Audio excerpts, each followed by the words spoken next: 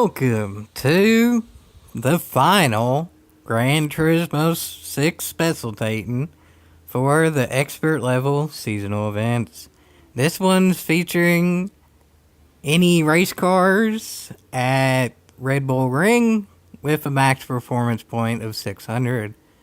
So I picked the Dodge Challenger race car painted in Richard Petty colors because, well, using the 2J or TSO30 just it's kind of been overkill with this game.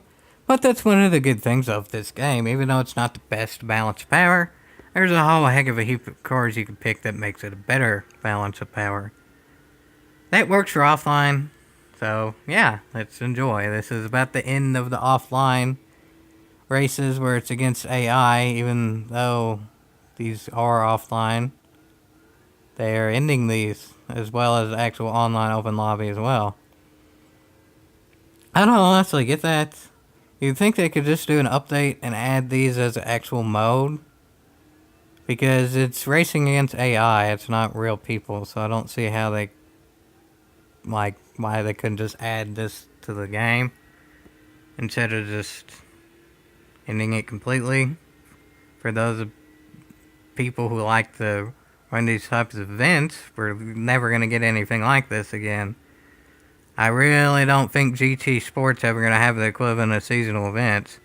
They have the campaign mode, but realistically those aren't even the same type of thing because it's not really a pick your own car. It's kind of a base type thing. There's no multi-class racing that could really be done with it. You kind of have to have what they tell you to have. But whatever, this is here. It's the last one. It's the main event. I know I'm kind of specialtating these in the what could be considered the wrong order because in theory it's to go beginner, intermediate, expert.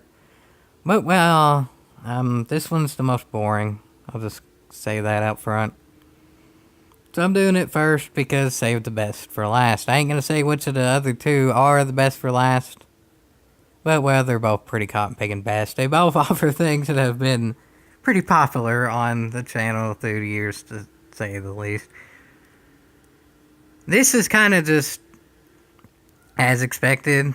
I mean, it's fine. This track's okay to run. This car's fun to run, but it's just it's been done so many times before.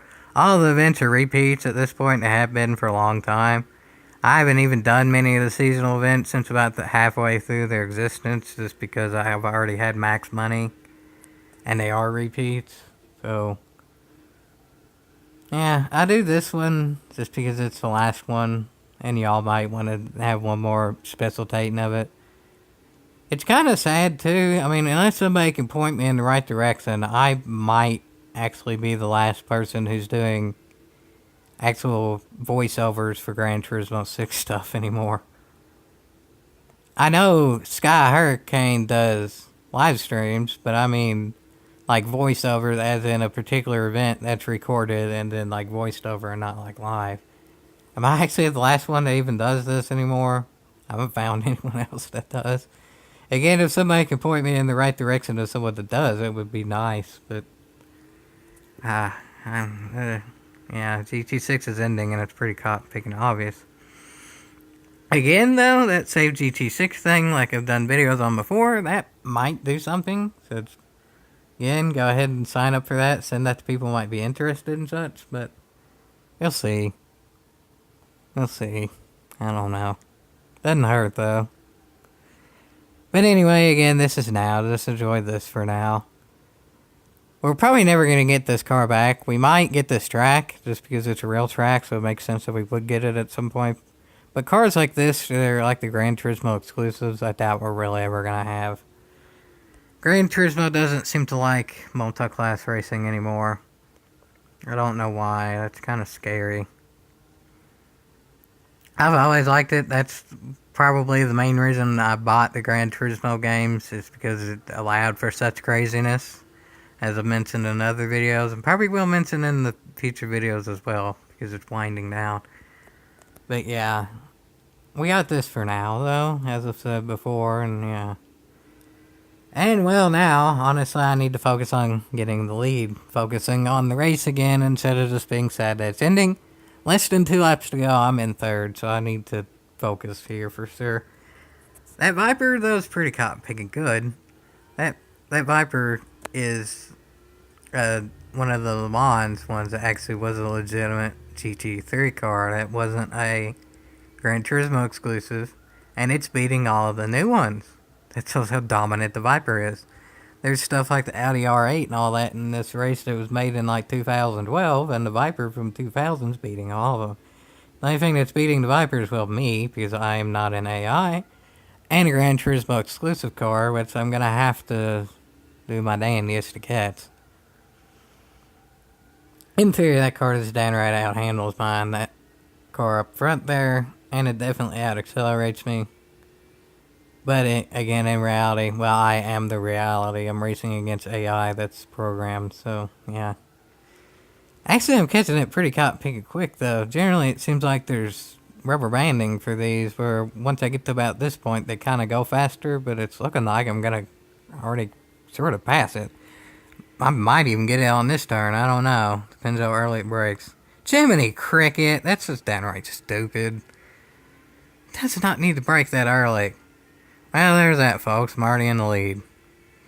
I was hoping that would be more eventful than that, given it was coming down to like a lap and a third left to go, and I was like 3 seconds behind. I was thinking that rubber banding was going to quit at that point, and it was going to be a legitimately good race, but no. Maybe they turned rubber banding off for the final one. I know that was sort of one of the complaints about GT6, but rubber banding's kind of good in a way when I'm in the lead, because that makes it more of a competitive race with the AI being there. It's kind of annoying in a harder race, harder track or whatever, but realistically, this isn't the most challenging. So yeah, whatever. That was kind of anticlimactic, but well, I'm specialtating this one first for a reason. Gonna save the best for last, and just trust me, the other two will be better. And honestly, this was realistic. I have a highly tuned car up to 600 performance points racing against GT3 cars at around 580 or so. So I was in a sort of kind of overpowered car. It's not a TSL, it's not a 2J, but nonetheless, a Richard Petty car gets an easy win. That's pretty realistic, honestly. And that's definitely worth a yeehaw.